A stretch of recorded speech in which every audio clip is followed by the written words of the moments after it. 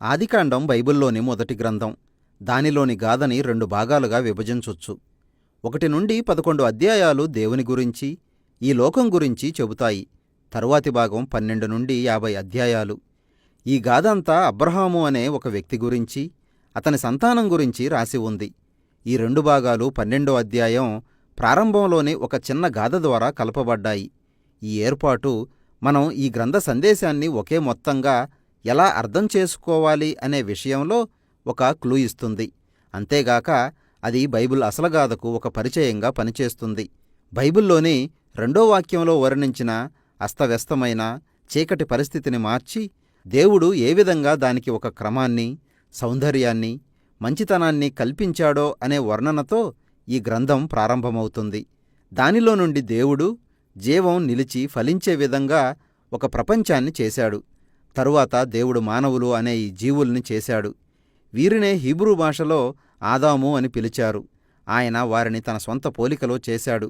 అది దేవుడు చేసిన ప్రపంచంలో వారు పోషించాల్సిన పాత్ర, దాని ఉద్దేశాన్ని సూచిస్తుంది. అంటే మానవులు ఈ లోకంలో దేవుని స్వభావాన్ని ప్రతిబింబించేవారుగా ఉండాలి. తన పక్షంగా వారు ఈ లోకాన్ని పాలించడానికి దేవుడు వారిని తన ప్రతినిధులుగా నియమించాడు. అంటే వారు దాని విషయంలో శ్రద్ధ తీసుకొని దాన్ని మరింత మెరుగుపరిచి ఫలభరితంగా దేవుని దీవెనకు పాత్రంగా చేయాలన్నమాట. ఇది ఈ గ్రంథానికంతటికీ కీలకమైన పదం. ఆయన వారికి ఒక తోటనిచ్చాడు. అక్కడి నుండి వారు ఈ కొత్త లోకాన్ని నిర్మించాలి. ఇక్కడ కీలకం ఏమిటంటే ఆ పని ఏ విధంగా చెయ్యాలనే విషయంలో దేవుడు వారికి ఒక స్వేచ్ఛాపూర్వక ఎంపికనిచ్చాడు.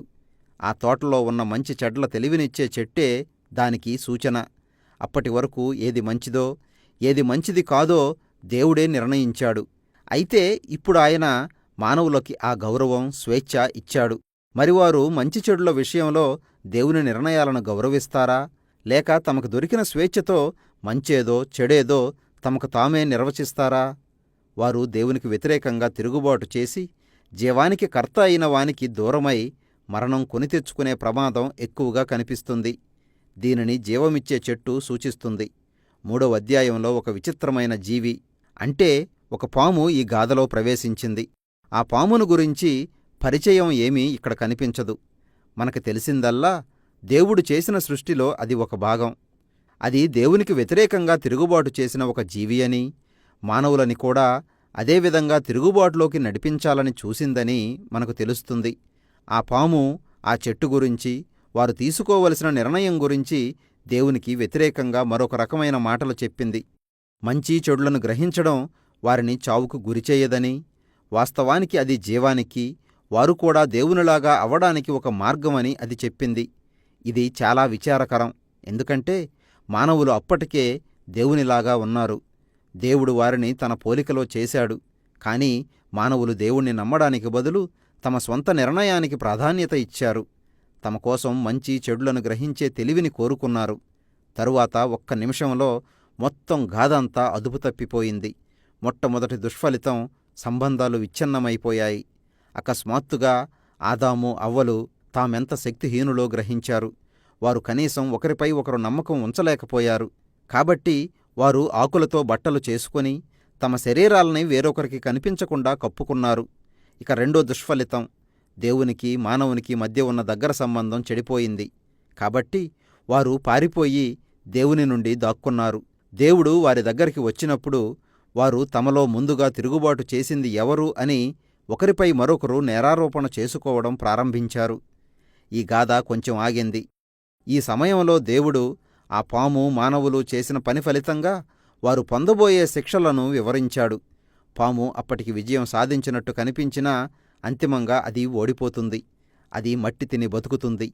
ఆ స్త్రీ సంతానంగా వచ్చే ఒకడు ఆ పాము తలపై ప్రాణాంతకమైన దెబ్బ కొడతాడని దేవుడు వాగ్దానం చేశాడు. ఇది చాలా గొప్ప వార్తగా కనిపించవచ్చుగాని దానికి బదులుగా పెద్ద వెల చెల్లించాల్సి ఉంది. ఎందుకంటే ఆ పాము కూడా తాను దెబ్బతినే ముందుగా స్త్రీ సంతానమైన ఆ వ్యక్తి మడమపైన కాటు వేస్తుంది. ఈ గాయపడే విజయశీలుని గురించిన వాగ్దానం చాలా విచిత్రంగా ఉంది. అయితే ఇప్పటివరకు జరిగిన గాథ చూస్తే ఇదంతా దేవుని కృపాకార్యం అని మనకు తెలుస్తుంది. మానవులు తిరుగుబాటు చేశారు. మరి దేవుడేం చేయబోతున్నాడు? వారిని విమోచిస్తానని ఆయన వాగ్దానం చేశాడు. అయితే అది మానవుడు తీసుకున్న నిర్ణయపు ఫలితాన్ని మాత్రం తీసివేయదు. కాబట్టి వారు తిరుగుబాటు ఫలితంగా జీవితంలోని ప్రతి అంశం, అది ఇంటిలోగాని బయట పొలంలోగాని అతి కష్టంతో బాధతో మానవులు సంపాదించుకోవాలని దేవుడు వారికి చెప్పాడు. అది చివరికి వారిని మరణానికి నడిపిస్తుంది. ఇక ఇక్కడి నుండి గాథ అధోగతికి ప్రయాణిస్తుంది. 3 నుండి 11 అధ్యాయాలు ఈ తిరుగుబాటు ఫలితంగా మానవ సంబంధాలు ఏ విధంగా ప్రతి స్థాయిలో దిగజారిపోయాయో వివరించాయి. ఇక్కడ 2 అన్నదమ్ముల గాథ చూస్తాం, కయీను, హేబేలు. కయీను తన తమ్ముడంటే ఎంత అసూయ చెందాడంటే అతణ్ణి చంపెయ్యాలనుకున్నాడు. శోధనకు లొంగిపోవద్దని దేవుడతనిని హెచ్చరించాడు. కాని అతడు వినకుండా తన తమ్ముణ్ణి పొలంలో చంపేశాడు. కయీను వెళ్ళి ఒక నగరాన్ని నిర్మించాడు. అదంతా హింస, అణిచివేతతో నిండిపోయింది. లెమెకు గాథలో అది ప్రతిబింబించింది.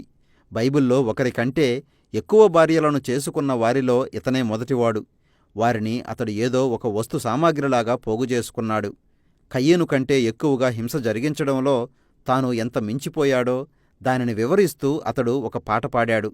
దీని తరువాత దేవుని కుమారులు అనే వారి గురించిన విచిత్రమైన గాథ చూస్తాం. వారు దుర్మార్గమైన దేవదూతలకు చెందినవారు కావచ్చు, లేక వారు తమను తాము దేవతల నుండి వచ్చామని చెప్పుకున్న ప్రాచీన కాలంలోని రాజులు కావచ్చు. లెమెకులాగా వారు చాలామంది భార్యలను చేసుకుని నెఫీలులు అనే గొప్ప యుద్ధవీరుల్ని కన్నారు. వీటిలో ఏది నిజమైనా మానవులు దేవుని లోకంలో రాజ్యాలు నిర్మించి వాటిని హింస, అవినీతితో నింపేశారు. మానవాళి ఆ విధంగా తన ప్రపంచాన్ని ఒకరిని ఒకరు నాశనం చేసుకోవడం చూసి దేవుడు ఎంతో బాధపడ్డాడు. తాను సృష్టించిన ఈ లోకాన్ని కాపాడుకోవాలనే భారంతో దేవుడు దానిని ఈ మానవాళి దుష్టత్వం నుండి ఒక గొప్ప జలప్రళయంతో కడిగేయాలని నిర్ణయించుకున్నాడు. అయితే ఆయన నోవాహు అనే నీతిమంతుడైన ఒక వ్యక్తిని, అతని కుటుంబాన్ని ఆ జలప్రళయం నుండి కాపాడాడు. అతన్ని ఒక కొత్త ఆదాముగా ఆయన నియమించాడు. ఆయన తన దైవిక దీవెనను అతనికి తిరిగి ఇచ్చి ఈ లోకంలోకి వెళ్ళి విస్తరించమని ఆజ్ఞాపించాడు. ఆ విధంగా మనకి తిరిగి నిరీక్షణ కలిగింది. అయితే నోవాహు కూడా విఫలం చెందాడు. అది కూడా ఒక తోటలోనే. అతడు వెళ్ళి ఒక ద్రాక్షతోటను నాటి దానిలో తాగి మత్తులో మునిగిపోయాడు. అప్పుడతడు తన గుడారంలో ఉండగా అతని కుమారుల్లో ఒకడు హాము అతడు సిగ్గుపడే పనిచేశాడు. ఇక్కడ మన కొత్త ఆదాము కూడా మొదటి ఆదాములాగా నగ్నంగా సిగ్గుపడి ఉండడం మనం చూస్తున్నాం. మానవాళి మళ్లీ పతనం కావడం ప్రారంభించింది. ఇది వారు బబులోను నగరం నిర్మించడానికి దారితీసింది. ప్రాచీన మెస్పటోమియా ప్రజలంతా ఒకచోట సమావేశమై వారు కనుగొన్న ఇటుక అనే ఒక కొత్త పరిజ్ఞానాన్ని ఉపయోగించడం ప్రారంభించారు. అప్పటి వరకు ఇంకెవరూ చేయలేని విధంగా వారు మరింత వేగంగా పెద్ద పెద్ద నగరాల నిర్మాణం చేయగలిగారు.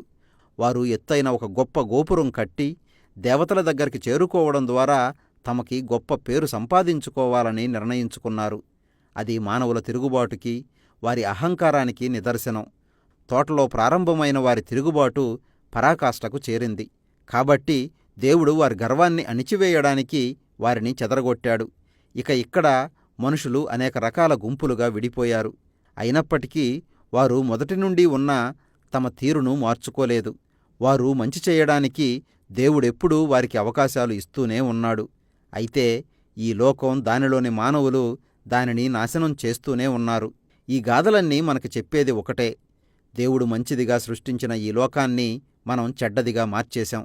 ఎందుకంటే మంచేదో చెడేదో మనకై మనమే ఎన్నిక చేసుకోవడానికి నిర్ణయించుకున్నాం. కాబట్టి విచ్ఛిన్నమైన సంబంధాలు, కలహం, హింస, అంతిమంగా మరణంతో నిండిన ఈ లోకపు దుస్థితికి మనమే కారకులం అయ్యాం. అయితే ఇక్కడ ఇంకా నిరీక్షణ ఉంది. ఒకానొక రోజున స్త్రీ సంతానం నుండి ఒకరు వస్తారని దేవుడు వాగ్దానం చేశాడు. ఈ గాయపడిన విమోచకుడు పాపాన్ని, దాని మూలాన్ని ఓడిస్తాడు. అంటే మానవులు ఎంత దుర్మార్గులైనప్పటికీ ఈ లోకాన్ని దీవించి దానిని విమోచించాలని దేవుడు నిశ్చయించుకున్నాడు. ఇక్కడ మనకెదురయ్యే పెద్ద ప్రశ్న ఏమిటంటే, దేవుడు ఏం చేయబోతున్నాడు? ఈ భాగంలో కనిపించే ఒక వృత్తాంతం ఈ ప్రశ్నకి జవాబునిస్తుంది. ఆదికాండం 1 నుండి 11 అధ్యాయాలు చెప్పిన గాథని ఇప్పటి వరకు మనం చూశాం.